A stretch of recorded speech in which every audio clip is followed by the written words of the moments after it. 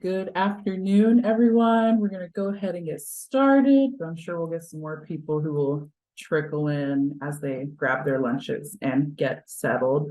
But welcome everybody who has joined us today. I'm Chloe Green. I am the Public Programs and Outreach Manager here at the Maryland Center for History and Culture. And I am so excited to welcome you all for today's program, which is one of our many summer programs inspired by the Jim Henson exhibition, Imagination Unlimited, which is currently on view here at MCHC until December 30th, 2023.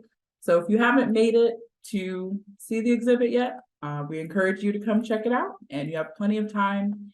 And now that my shameless self-plug is out of the way, I will begin today's program by introducing our wonderful panelists, Schroeder Cherry and Drew Barker. So everybody, please give a warm welcome to Schroeder and Drew will join us on screen in just a little bit. But I want to first introduce Schroeder and read some of his professional bio. So welcome, Schroeder.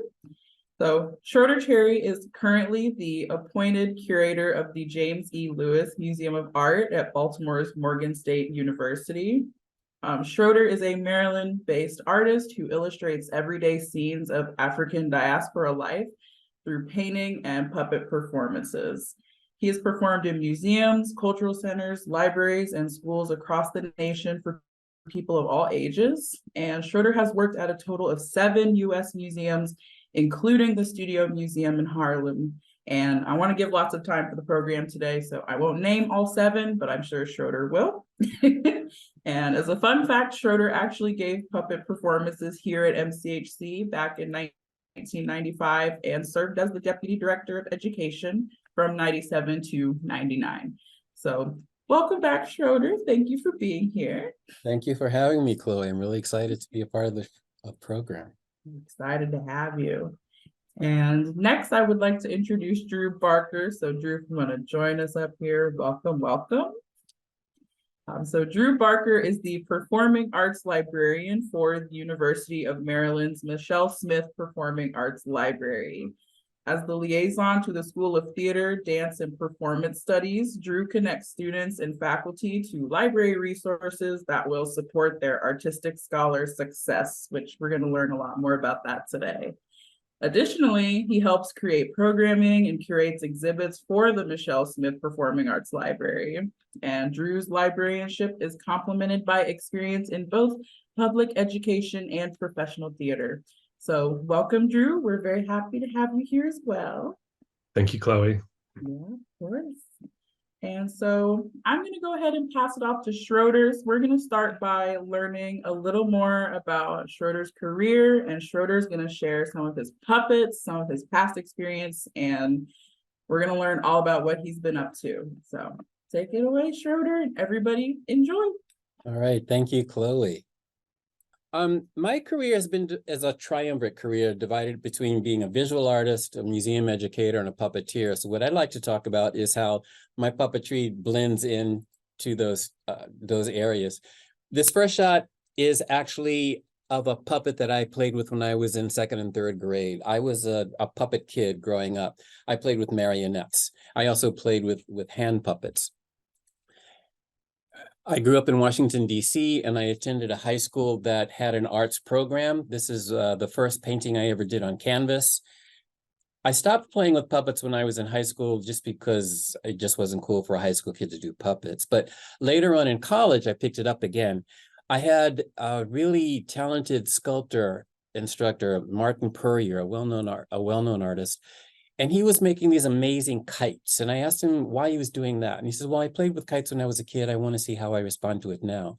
And I thought, that's a novel idea. I want to try that out. And for me, it would be puppets. So let me try to see how, as a college university student, I would respond to a childhood thing. And I realized I do like puppets, even as a college student. So I started working with puppets, and I found an artist, a puppeteer artist I was introduced to in Chicago. And I studied with him for a couple of summers and stayed with his troupe for a little bit before going out on my own. This is a shot of students that I worked with at Smithsonian's Anacostia Museum in Washington, D.C.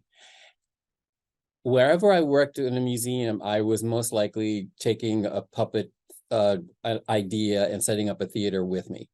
This is a shot of working with a large size puppet. I was inspired by Japanese bunraku puppetry. This puppet's name was Akil, and he was a storyteller. He told stories in the galleries, African folktales, and also talked about African history. I got a chance to work with the Smithsonian Institute's traveling exhibits. They had an exhibit of 360 sheet music covers, and they wanted to animate it somehow. So we came up with the idea of a puppet whose name was Ragtime Rousseau.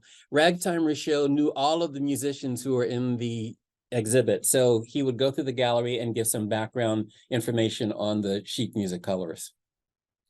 When I was at Studio Museum in Harlem, again, I'm working with puppets. This is a shot of New York City's Mayor Koch. He got in on the act. Working at the Baltimore Museum of Art, I wanted to create an environment where adults could actually play in the galleries and just fantasize. So we came up with a docent puppet, Ms. Lily. She only worked with adults in the galleries. In the 1980s, I started traveling to Africa. I was interested in exploring African puppetry. Typically, I would go to a major city, find a hotel, drop my bags, and then go into the country and travel around. This is a shot from my hotel in Dakar, Senegal. When I traveled into the interior, I came across some really exciting things, and I learned a lot about African puppetry. This is an example of puppetry being performed on a river. The puppeteers are actually in the canoe, and the audience is standing on the banks of the river. This is a close-up shot. The puppeteers would be in the canoe, and this figure here is actually the puppet stage. The puppeteers would be under here where the raffia is, and the puppets would appear in the back of the animal there. This is an example of a piece that I found in Mali.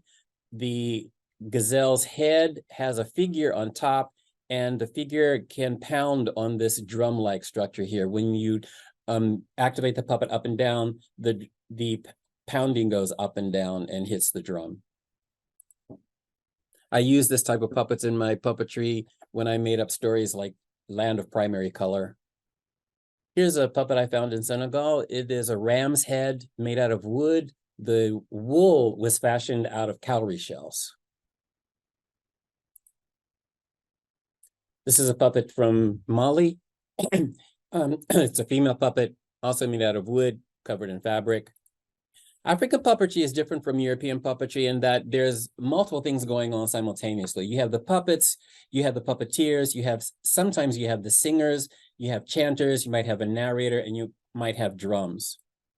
This is a shot of a puppeteer who's completely covered in fabric, and the puppet is above his head.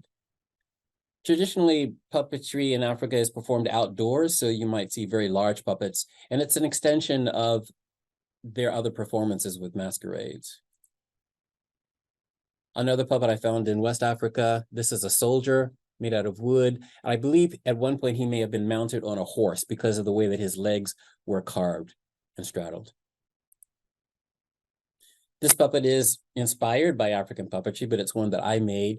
The head is made out of a plastic wood. The wings are made out of raffia and rope, and I draped a fabric, and the wings were activated by rods here. Another rod puppet. I was inspired to create this one and outfit him with an outfit that I found in Ghana, West Africa. So that's kente cloth. He is African-American, but he's wearing an African outfit. From time to time, I get to perform with schools. I perform with Arts for All Learning Maryland, and one of the shows that we're doing now is called Underground Railroad, Not a Subway. That was inspired by a conversation I had with some high school students in New York years ago. And I asked them if they knew about the Underground Railroad. And one guy looked me dead in the eye and said, yeah, man, everybody knows that was a subway that took Black people to freedom. I thought, oh, this is a teaching moment. So I came up with a show about a young boy, an enslaved boy who wants to run away to freedom.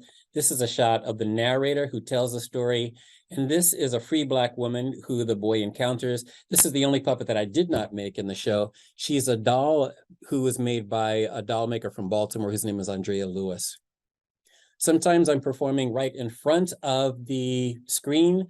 This is the slave catcher. He's part of the story. Other parts of the story I'm doing on a tabletop, and this is the young boy. He has an encounter with a white couple inside their cabin, and they're going to help him to run away. Sometimes we get a chance to perform outdoors, and in this shot, we are at Oakley Cabin in Montgomery, Maryland. This is an historic house. It belonged to an African-American family in the 1800s. This is the audience. And this is a shot of the enslaved boy, Kyle, talking to an enslaved woman. He wants to run away. I think that puppetry can be used to do any type of subject matter. In this shot, we're doing a show at the National Air and Space Museum in Washington, D.C., and we're focusing on Tuskegee Airmen, who were African-American pilots in World War II. This is Puppet Tevin with two actual Tuskegee Airmen.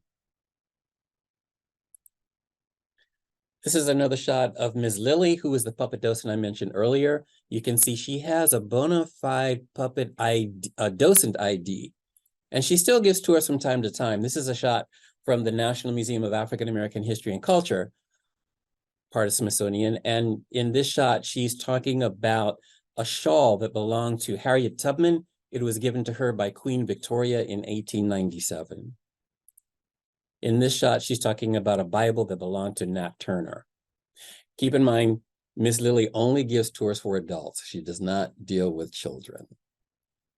But from time to time, she gets to play. So occasionally she will perform in puppet slams. Puppet slams are where a group of puppeteers can perform, and they each have maybe 5 to 8 minutes on stage. Here she's doing a song called If I Can't Sell It, I Will Sit Down Upon It. She's playing the role of a woman who owns a secondhand shop, and she's trying to sell a chair. During COVID, I experimented with puppets and the camera. When we were isolating, we really couldn't do anything in public. So this is just a quick snippet of some puppet playing. This is Cordell. And today we're going to talk about, hey, Cordell! Yeah, we're making a video here, Smooth Earl. We need to talk about Black History Month because it's Black History Month. We're going to do that now. All right. That'll be smooth. In my opinion, Black history deserves more than 1 month. It's like good cheer. You don't wait for a holiday to spread good cheer. Good cheer should be spread all year round. That's just my opinion.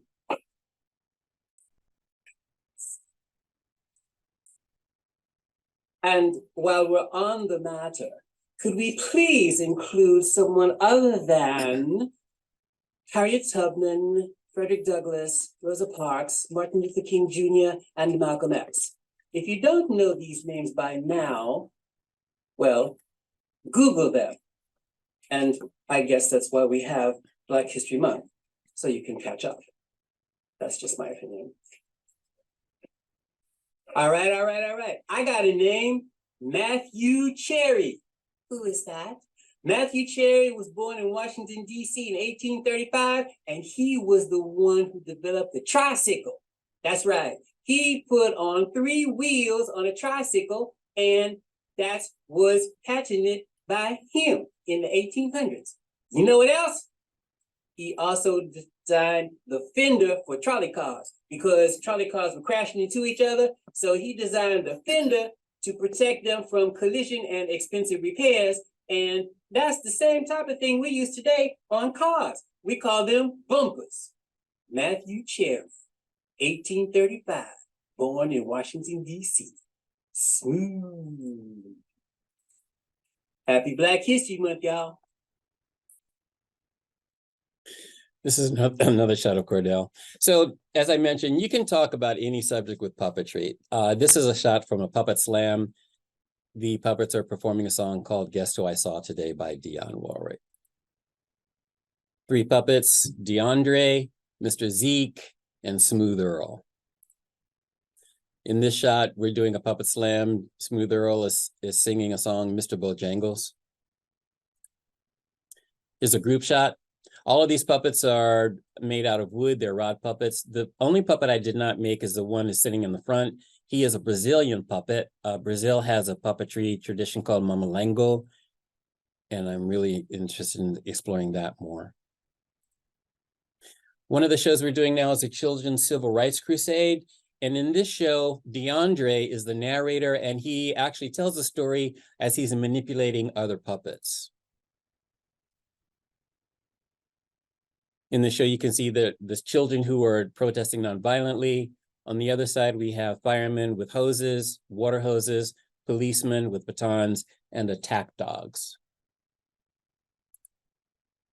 Occasionally, the puppets appear in galleries or in museum settings with other artwork.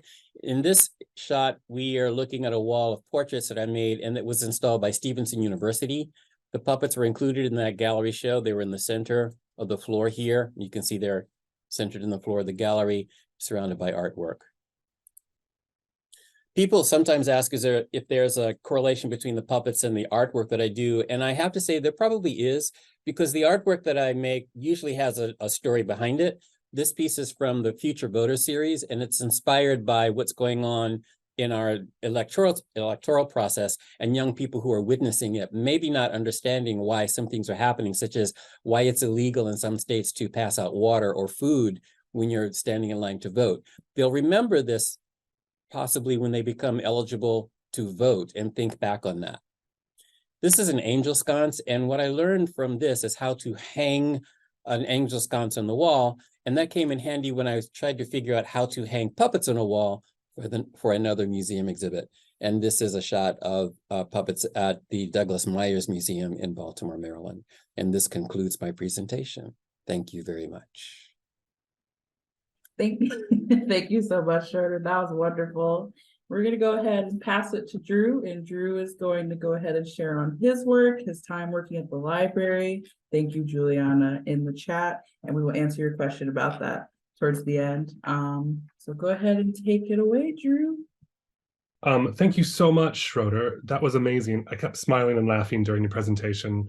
I had the pleasure of seeing Schroeder at the National Puppetry Festival that happened here on the University of Maryland's campus last month, and I was able to see the civil rights puppet show, and it was so good, poignant and funny, which is hard to do, but Schroeder pulled it off, and I thought it's really kind of the magical mix of puppetry and theater.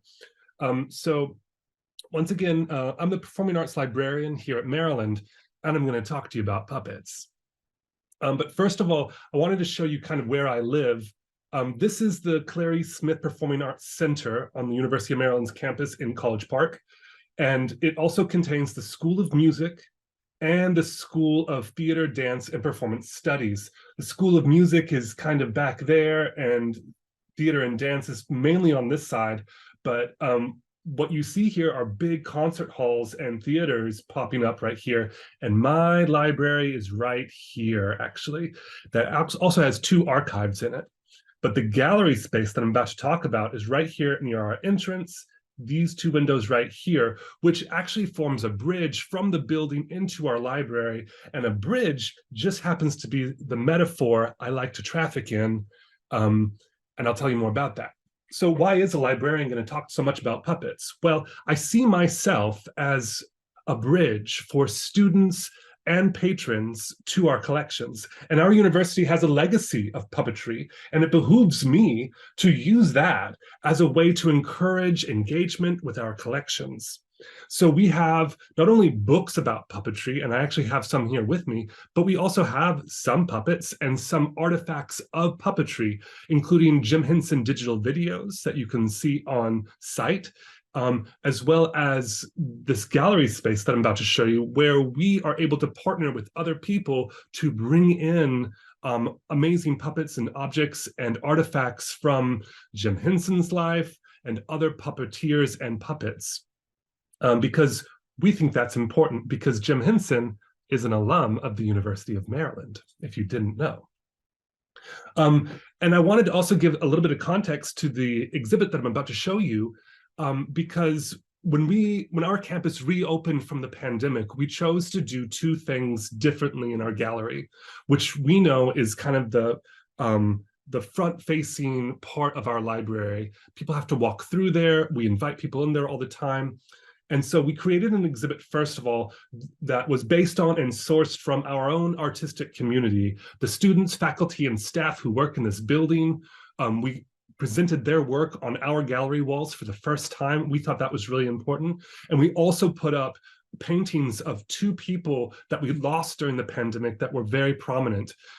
Michelle Smith, our namesake, passed away during the pandemic, and so did David Driscoll, the African-American painter, curator, and collector whose gallery we have here on campus. So if you don't know the name David Driscoll, I encourage you to look him up. And so after that, we decided to kind of try to buoy people's spirits by creating another exhibit about puppets that happened to correspond with an initiative that the theater department was doing. And so one of the things that kind of influenced me in making this happen, and I wanted to kind of provide some kind of background here, was that we had a problem because we wanted to substitute the exhibit that we were planning on doing during the exhibit wasn't meeting the historical moment, this huge historical moment. And so we decided to take a human-centered approach, and we started thinking about empathy and generating ideas and how to create more stuff. And so this book influenced me. I'm a librarian. I'm going to reference books. And this influenced me a lot. And so here's the exhibit at a glance. We called it The Art and Craft of Puppetry because I wanted to make sure that we showed kind of how puppetry worked and the puppeteers behind the puppets as well. But it mainly consisted in our small gallery of 4 components: text panels, puppets, there was a video, and also a puppet stage, which is what you can see there in the corner. And it's because I wanted to make sure we had kind of a more three-dimensional objects in this exhibit, because it was an exhibit about puppetry, right? It couldn't just all be two-dimensional. That would be boring, right? But this little puppet stage was actually used by only basically 2 groups of people, toddlers and undergraduates. They love to both crawl into there and start playing around, which is great. And I also provided little paper puppets next to it to play with, but also people use their hands, people use their own bodies. It was actually a lot of fun just to see how different people and toddlers and kids use this little puppet stage. We also, very significantly, were able to partner again with the Jim Henson Company, and namely the archivist Karen Falk, who I believe is maybe on this call. She was a fantastic resource to help us with this exhibit, and she was able to let me borrow a Fraggle. So if you don't know Fraggle Rock, I encourage you to look that up too. This was a 4th scale version of a Fraggle. The full scale were about like half a body's length, like 3 or 4 feet tall, but they had 3 different versions. I love this story. They had 3 different versions of the quarter scale puppets for the TV show Fraggle Rock. They had these animatronic puppets so that they could be used and no one could see kind of how they were being manipulated. Then they also had 4th scale puppets that were just regular hand and rod, just rod puppets. And then they also had some that were just stuffed, and those were called throw Fraggles because they were used as stunts. And so it was really interesting to me to see how versatile and how they had to make different versions of the same puppet to get everything in there. Now I want to talk more about the kind of central image there and that common types of puppets. And what I wanted to do was just talk about kind of the different types and, have a very educational angle, but I wanted to kind of show the breadth of how we have a very sophisticated animatronic Fraggle puppet, right? But then we also, as you can see there, we have Trixie LeBrick. She's literally a brick with a tutu, right? And that's called a found puppet. And I was able to borrow that puppet from the Center of Puppetry Arts down in Atlanta. If you're ever in Atlanta, it's a museum that you should definitely go to, the Center for Puppetry Arts. Anyway, Trixie LeBrick seemed to me to kind of encapsulate the spirit of puppetry along with Red, the Fraggle, as 2 different extremes on this continuum of what puppetry can be. Because if I'm asking the question, what makes a puppet, I wanted to be sure to talk about exactly what that is. So I'm going to zoom in on the little placard that was in that vitrine, and it read this. So what makes a puppet? And I got this quote from this fantastic book on puppetry that was published in 2005. And Eileen Blumenthal wrote this: whenever someone endows an inanimate object with a life force and casts it in a scenario, a puppet is born. Puppets have facilitated contact that is otherwise hard to achieve, such as with ancestors and gods, but also have served up slapstick and raunchy entertainment.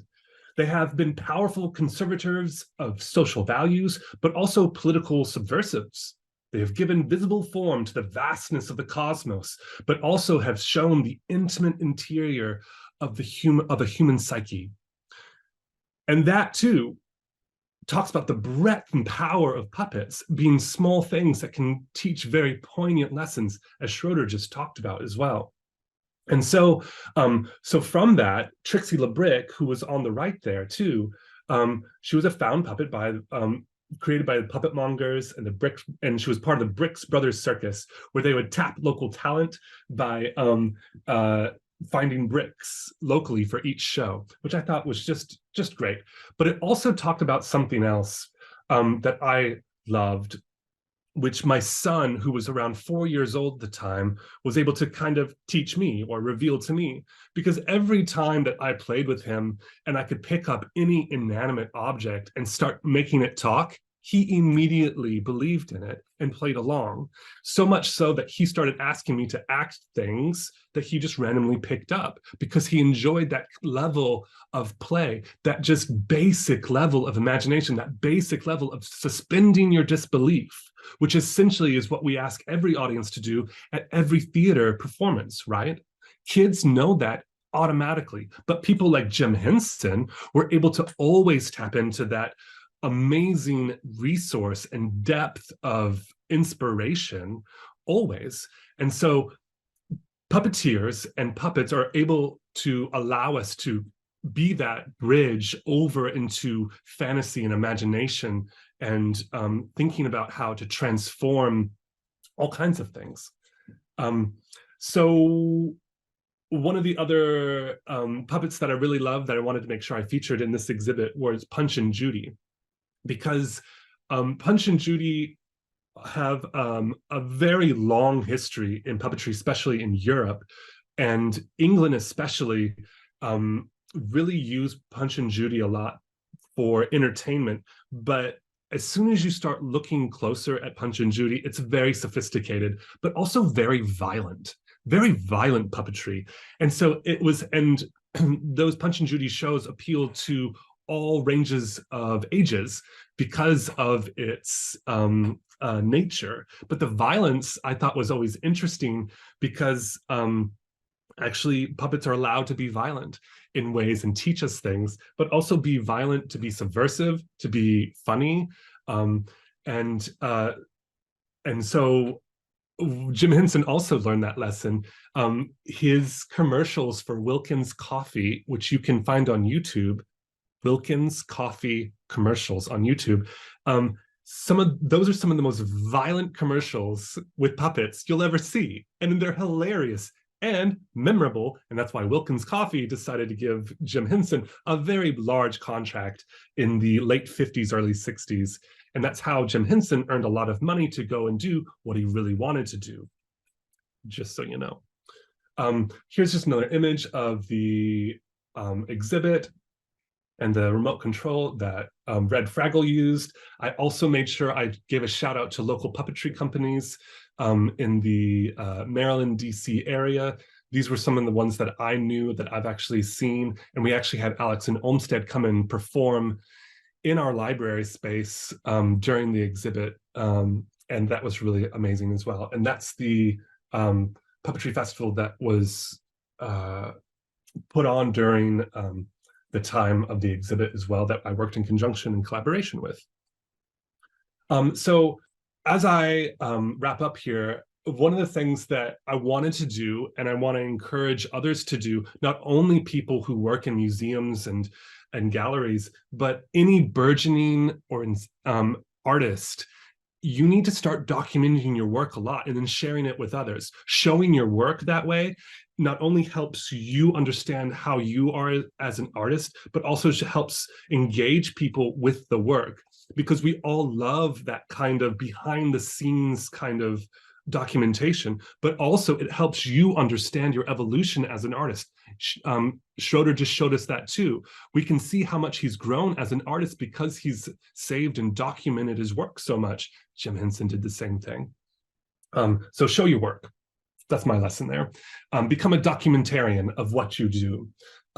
It's really important. Also, your parents can help you do that, and your parents take a certain pride in your work as well. And that's actually a lot of fun for them as well. Just so you know, I'm not speaking as a parent, of course.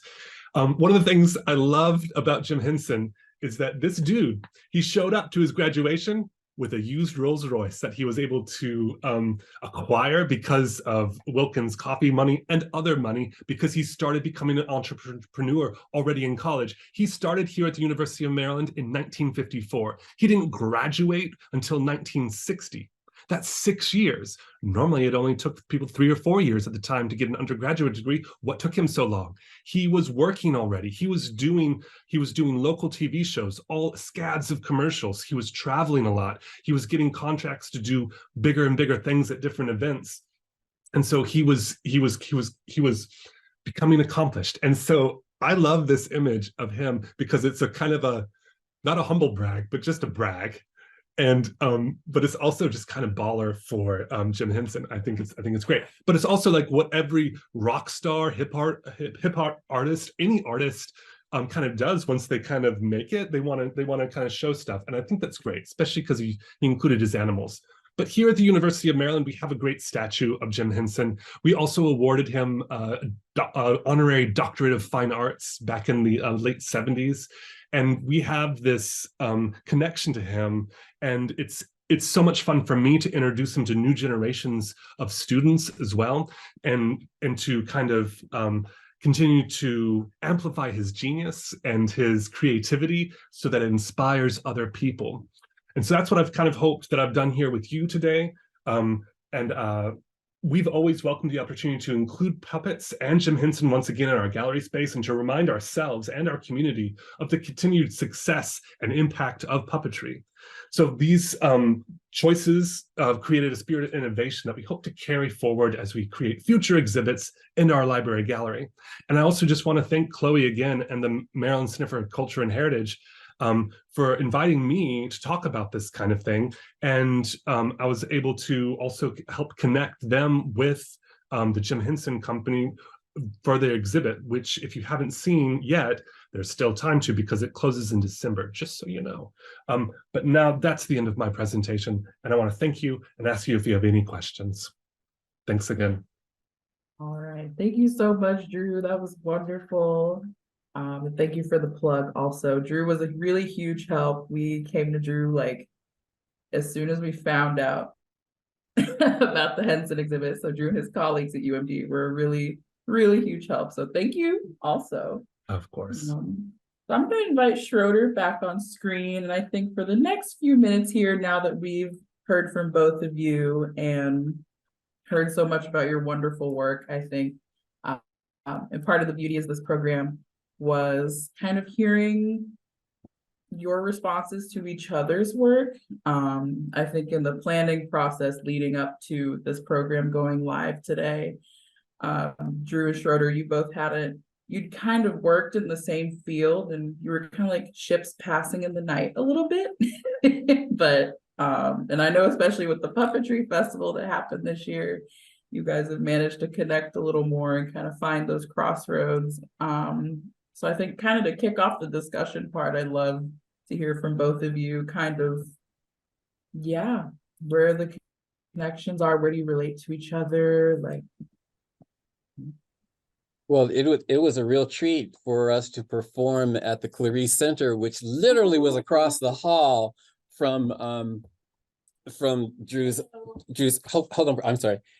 was literally across the hall from Drew's library, and I got to see that installation. So that was really excited about that.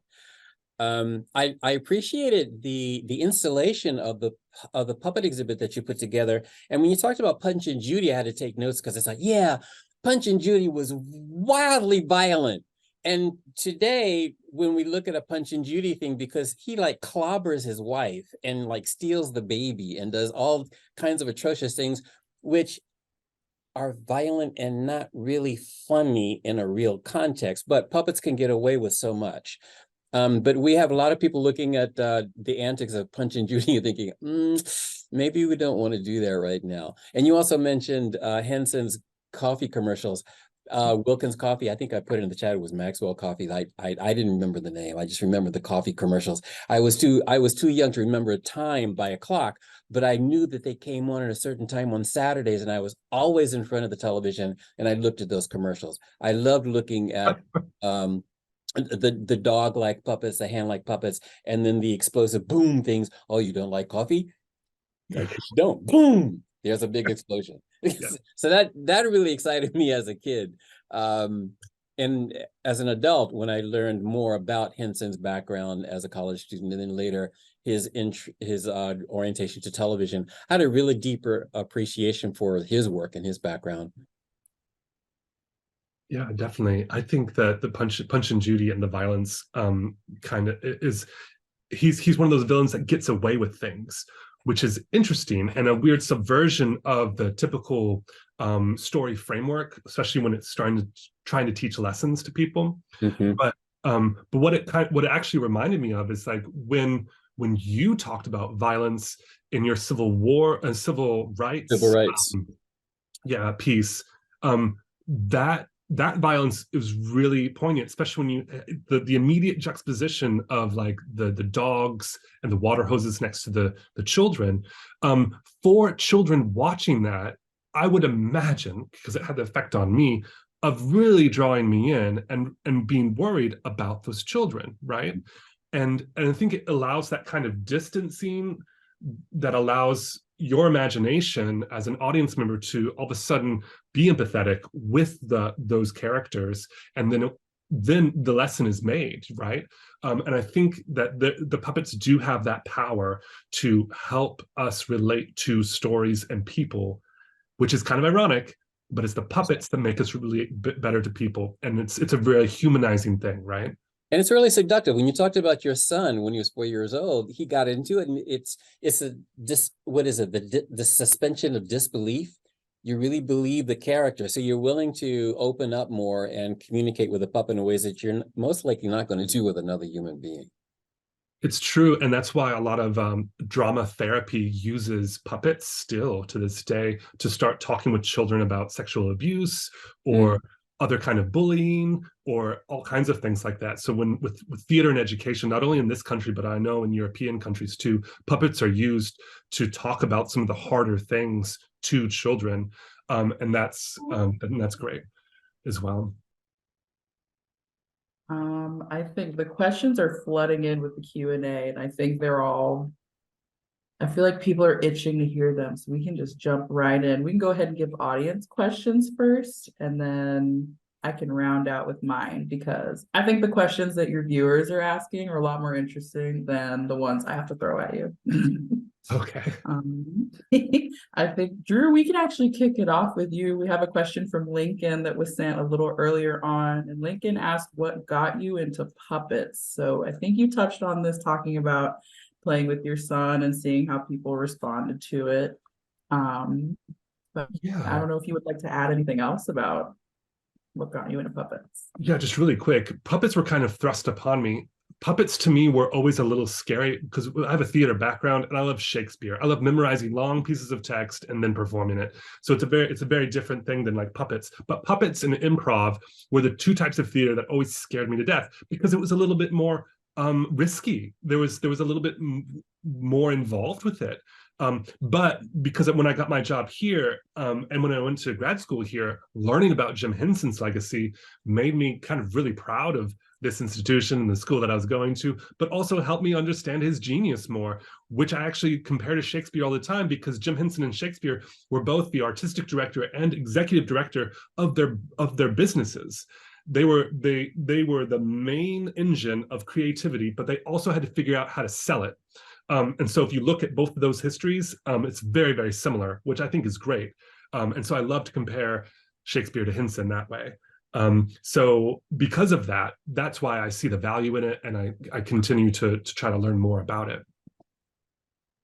That's a great comparison. That I didn't think about Henson and Shakespeare in that regard, but now I can see it.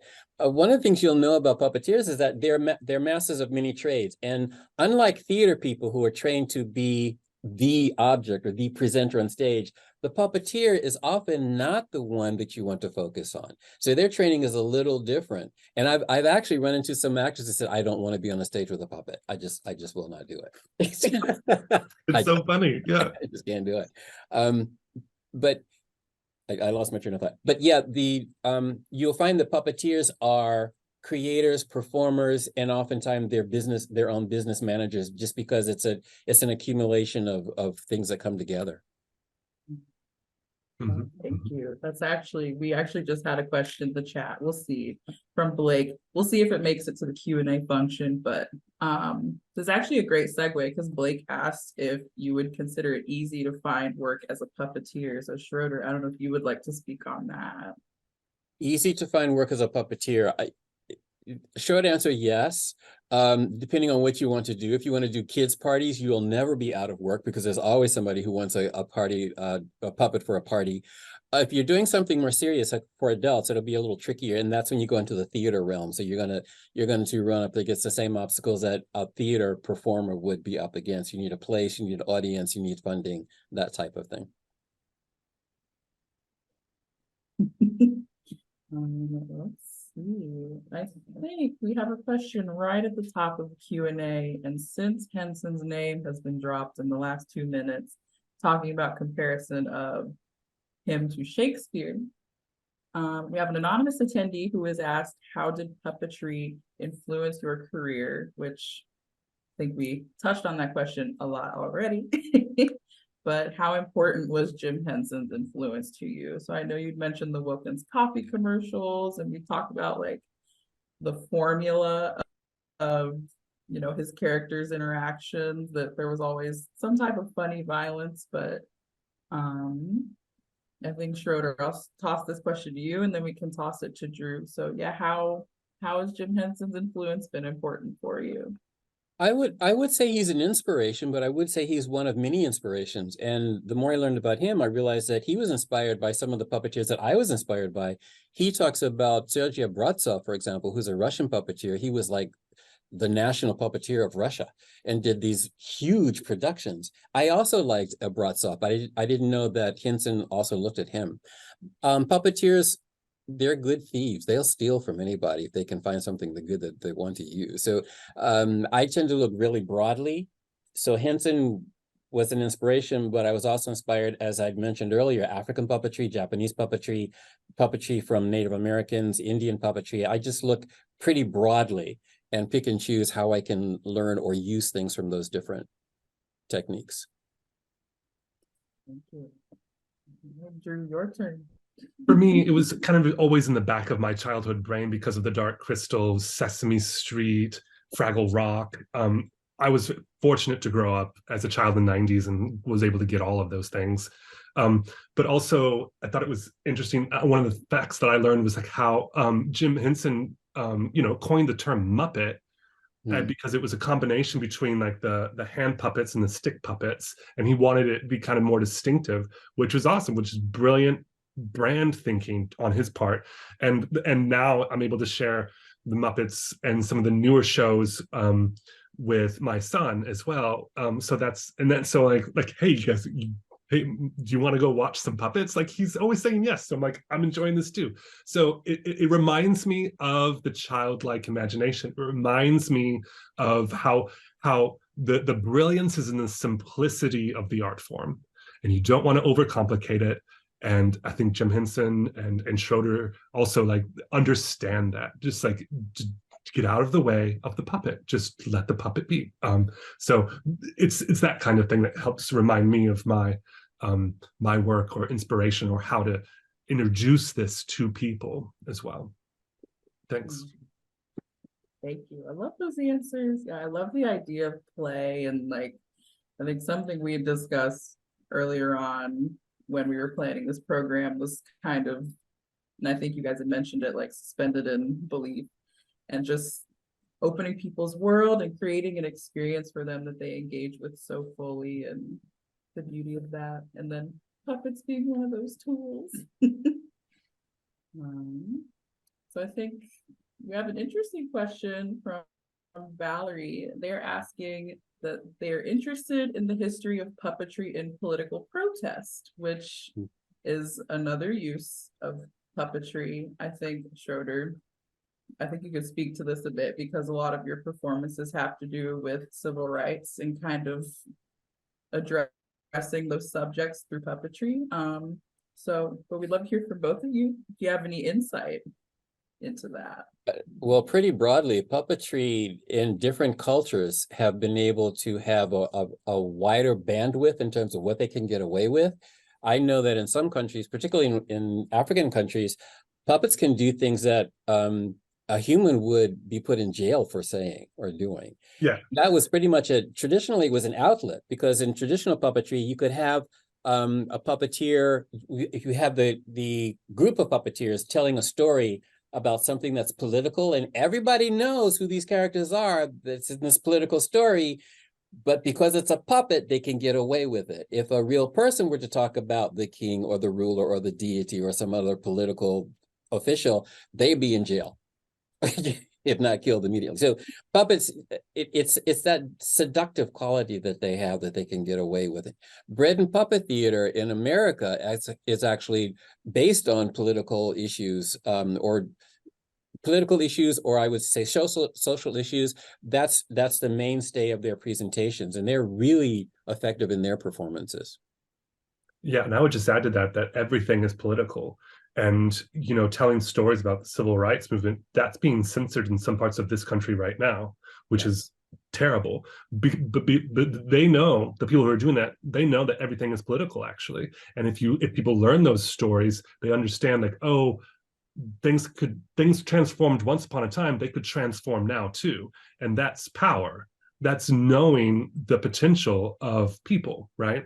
But I just wanted to give another shout out really quick to this book. It's Puppetry. We have 2 copies here at my library. Puppetry, A World History by Eileen Blumenthal. And it talks about politics and puppetry from around the world. So if you really want to know more, I highly recommend that book. It's been one of the best resources that I have found to learn more about puppetry. I love the book plug. Thank you. And I think we have another question down. I think we're going to do all audience questions today, because we have some really good ones. We have somebody asking, how will puppetry evolve in the future? In my crystal ball,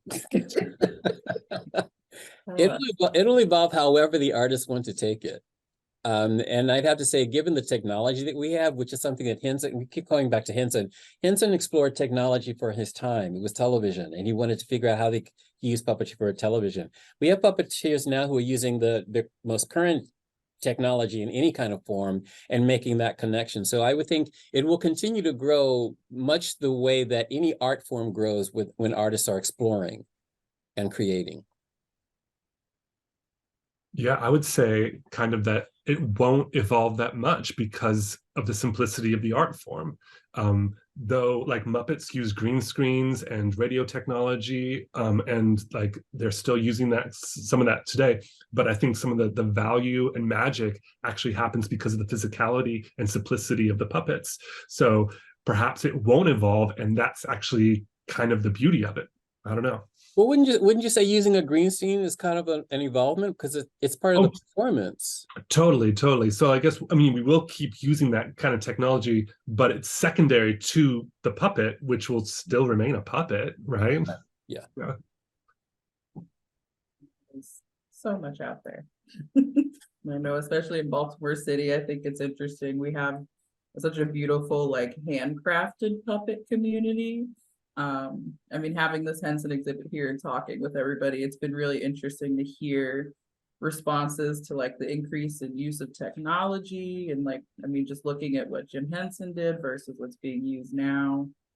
But it all kind of comes full circle and always ends up back to traditional puppetry. I think we're in our last 5 minutes here and we have so many more wonderful audience questions. If we don't get to them today, I will happily share them with Drew and Schroeder, and I have everybody's emails who's joined us today, so I will happily share those answers and also any feedback. But I think for our last question for the program, I think it's a really nice one and a good note to end on for Drew and Schroeder. So what kind of training should a young person interested in puppets seek out? And I think if I could expand on this question, not just interested in puppetry, but maybe performing arts or academia, or even someone interested in straddling those two fields. What kind of training, like what advice would you give them?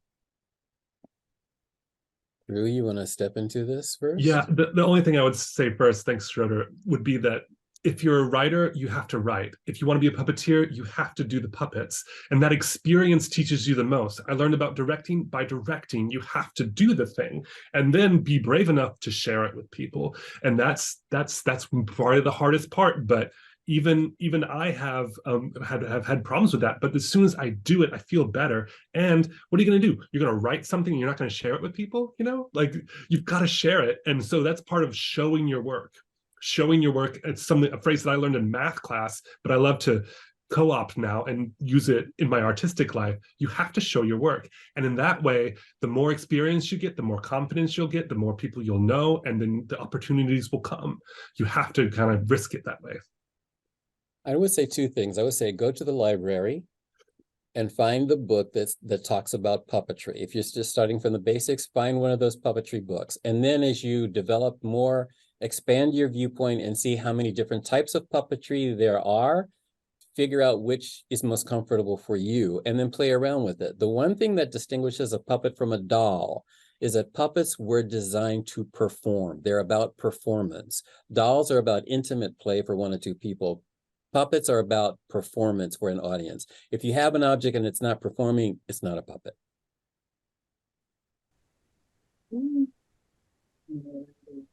So we're going to go ahead and Karen Falk, who Drew mentioned earlier, she's wonderful. She's here with us today. She is putting some wonderful resources in the chat that I am quickly recycling.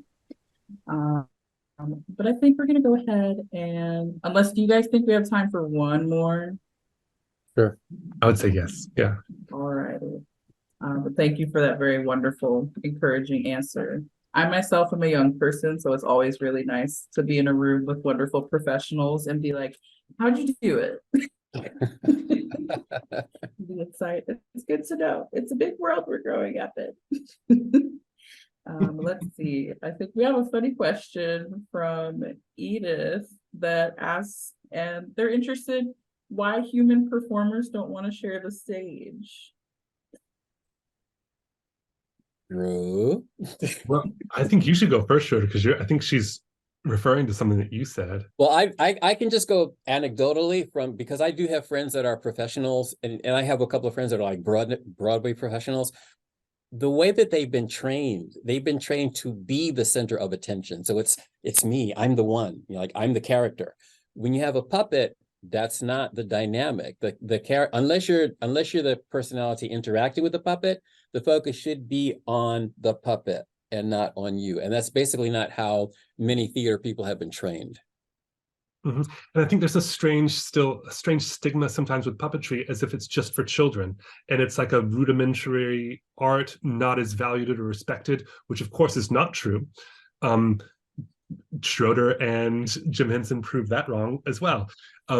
And I think that it's an added challenge. It's sometimes more of a risk to put yourself out there to make that leap into the life of a puppet. And I think it's actually, ironic because it should be one of the simpler things to do. Mm.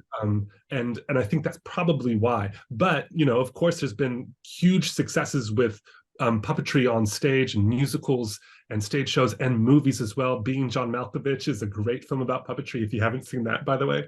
And so, like, I think it's a short-sightedness on performers' parts. And I think that they just perhaps just need to grow a little bit more and risk it and try to do that. And that's kind of goes back to the other question about how to get into it. Is like, it's artistic risk is a real thing, but it allows you to grow and see and learn about parts of yourself that maybe you didn't know were possible to thrive. Very true. And then I think you two are shining examples of that as well. So very Thanks, Chloe. Thank you. Any other youngins, old, truly any age, the people out there, take note. But we're right at 1 o'clock, so I think this is perfect timing. We're going to go ahead and close out our program. So I want to give huge thank you to Drew and Schroeder. Thank you both for sharing your time with us today and your expertise. And it was so much fun to learn more about your work and hear from you and get some enlightenment and encouragement in the My pleasure. And educational world. Yeah. Thanks so much. Thank you. And Thank you, Chloe. Thanks, everybody. For joining. Yeah, this program will be recorded and posted on our virtual program archive, which I believe a thank you email, which also contains our feedback survey, just went out around 1 o'clock. So make sure to check that out. And it also contains links to Drew and Schroeder's work to learn more in case you missed anything today. But thank you all so much. We hope to see you at our next program, and take care in the meantime. Great. Bye-bye. Thanks again.